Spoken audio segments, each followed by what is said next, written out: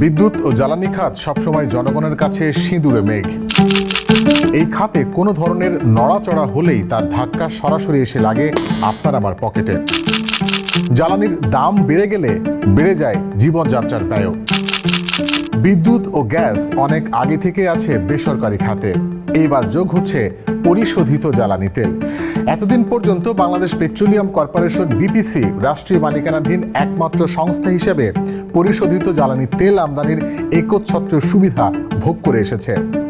দেশে নির্বিঘ্ন ও নিরাপদ জ্বালানি সরবরাহ নিশ্চিত করার প্রচেষ্টার অংশ হিসেবে গত 6 আগস্ট জ্বালানি ও খনিজ সম্পদ বিভাগ বাংলাদেশ পেট্রোলিয়াম কর্পোরেশনকে 10 আগস্টের মধ্যে বেসরকারি খাতে পরিশোধিত জ্বালানি তেল আমদানি, মজুদ, পরিবহন, বিতরণ ও বিপণন নীতিমালা 2026-এর খসড়া জমা দিতে নির্দেশ দেয়।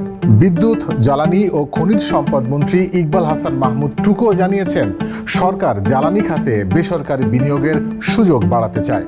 সরকার যখন এটিকে ডলার সংকট মোকাবেলা এবং মুক্তবাজার অর্থনীতির ধারাবাহিকতা হিসেবে তুলে ধরছে, তখন বেসরকারি খাতে আমদানির এই সুযোগ দেশের পুরো জ্বালানি নিরাপত্তাকে কোনো ঝুঁকিপূর্ণ অনিশ্চয়তার দিকে ঠেলে দিচ্ছে কিনা সে প্রশ্ন উঠেছে। তবে জ্বালানি তেল বেসরকারি খাতে ছেড়ে দেওয়ার এই প্রক্রিয়া হঠাৎ নয়। এটি শুরু হয়েছে 2017 সাল থেকে। বিটুমিন উৎপাদনের প্ল্যান্ট স্থাপনের অনুমতি পাওয়া একটি বেসরকারি প্রতিষ্ঠান 2017 সালে নিজস্ব ব্যবস্থাপনায় জ্বালানি তেল বিক্রির অনুমতি চায়। 2020 সালে তাদের উৎপাদিত বিটুমিন সরাসরি ক্রেতাদের কাছে এবং ডিজেল বিপিসির কাছে বিক্রির অনুমতি দেওয়া হয়। সাথে ফার্নেস ওয়েল ও ন্যাপথা বাজারজাতের ক্ষেত্রেও বিপিসির অনুমতি নিয়ে কাজ করার সুযোগ পায় সেই প্রতিষ্ঠানটি।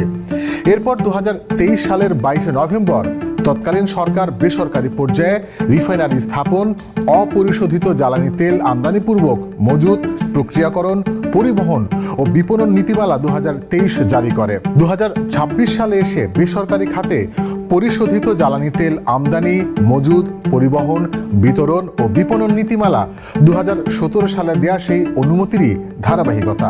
বাংলাদেশের ক্ষেত্রে পরিশোধিত জ্বালানি তেল বেসরকারি খাতে গেলে তার ফলাফল কি হতে পারে সেটা হবে একটি অনুমান নির্ভর আলোচনা। তাই একটি ধারণা নেবার জন্য আমরা নজর দেব কয়েকটি দেশের দিকে। শুধু সরকারি অথবা বেসরকারি, বিশ্বের জ্বালানি খাতে এমন একক কোনো মডেল নেই। ভারতের বাজারের বড় অংশ এখনো ধরে রয়েছে রাষ্ট্রীয় তেল কোম্পানিগুলো। পাশাপাশি রিলায়েন্স, নায়ারা, শেল সহ বেসরকারি প্রতিষ্ঠানও খুচরা বাজারে রয়েছে। অর্থাৎ বেসরকারি প্রতিযোগিতা আছে, কিন্তু রাষ্ট্রীয় কোম্পানিগুলোর উপস্থিতিও শক্তিশালী। মালয়েশিয়ার রাষ্ট্রীয় মালিকানাধীন পেট্রোনাস পুরো জ্বালানি ব্যবস্থার কেন্দ্রে রয়েছে। একই সঙ্গে খুচরা বাজারে প্রতিযোগিতারও সুযোগ রয়েছে। পেট্রোনাসের নিজস্ব খুচরা নেটওয়ার্কেই প্রায় 1000-এর বেশি পাম্প রয়েছে। ইন্দোনেশিয়ায় রাষ্ট্রীয় পেট্রামিনা জ্বালানি বাজারের প্রধান প্রতিষ্ঠান হলেও শেল, ভিভো, বিপি এবং একেআর-এর মতো বেসরকারি অপারেটরও রয়েছে।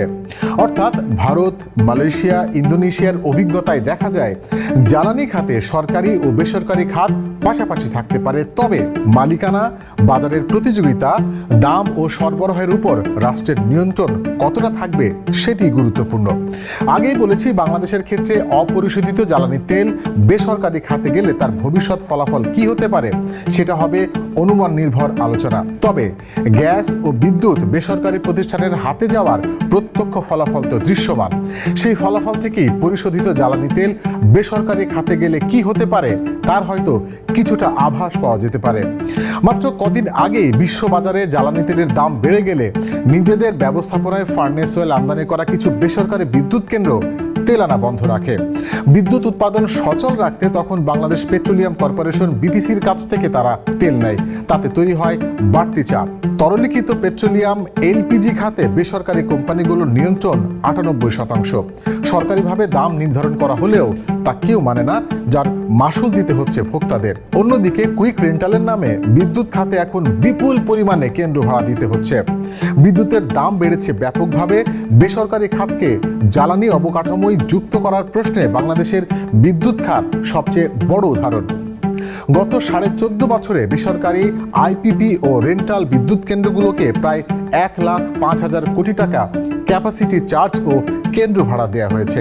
বেসরকারি পরিশোধিত জ্বালানি তেলেও একই রকম বেশ কিছু ঝুঁকি রয়েছে। এর মধ্যে রয়েছে বড় কোম্পানির বাজার দখল প্রবণতা, সংকটে সরবরাহ কমে যাওয়া, মজুদ ও দাম নিয়ন্ত্রণের দুর্বলতা এবং তেলের মান ও জবাবদিহিতার ঘাটতি। আর বেসরকারি কোম্পানি মুনাফাকেই গুরুত্ব দিবে। ব্যবসায় লাভ কমে গেলে তারা আমদানি বা সরবরাহের সিদ্ধান্ত বদলাতে পারে। ফলে সংকটের সময় শেষ পর্যন্ত সরকারকেই দায় নিতে হবে। বিপিসির প্রাক্কলন অনুযায়ী গত অর্থ বছরে দেশের মোট জ্বালানি তেলের চাহিদা ছিল প্রায় ৭৪ লাখ টন। বাংলাদেশ ব্যাংকের হিসেবে ২০২৫-২৬ অর্থ বছরের প্রথম ১১ মাসে অপরিশোধিত ও পরিশোধিত জ্বালানি তেল আমদানিতে ব্যয় হয়েছে $৯.০২ বিলিয়ন বা ১,১১,১৩৩ কোটি ৪৪ লক্ষ টাকা। বিরাট এই বাজারে বেসরকারি খাতকে সুযোগ দিলে বিনিয়োগ ও প্রতিযোগিতা বাড়তে পারে। তবে বড় প্রশ্ন হলো, মজুদ, সরবরাহ ও তেলের মানের উপর রাষ্ট্রের নিয়ন্ত্রণ কতটা থাকবে? সংকটের সময় আমদানি ও সরবরাহ নিশ্চিত করার দায়িত্বই বা কার? অর্থাৎ প্রশ্নটি শুধু বেসরকারি খাতকে সুযোগ দেওয়া হবে কিনা তা নয়, বরং সুযোগ দেওয়ার পরও রাষ্ট্র কিভাবে বাজারের নিয়ন্ত্রণ ও জনস্বার্থ নিশ্চিত করবে সেটি আসল বিষয়। আর সেটার উপরেই নির্ভর করবে বেসরকারি খাতে পরিশোধিত জ্বালানি তেল আমদানি, মজুদ, পরিবহন, বিতরণ ও বিপণন ব্যবস্থা গেলে তাতে আপনার কি লাভ না ক্ষতি?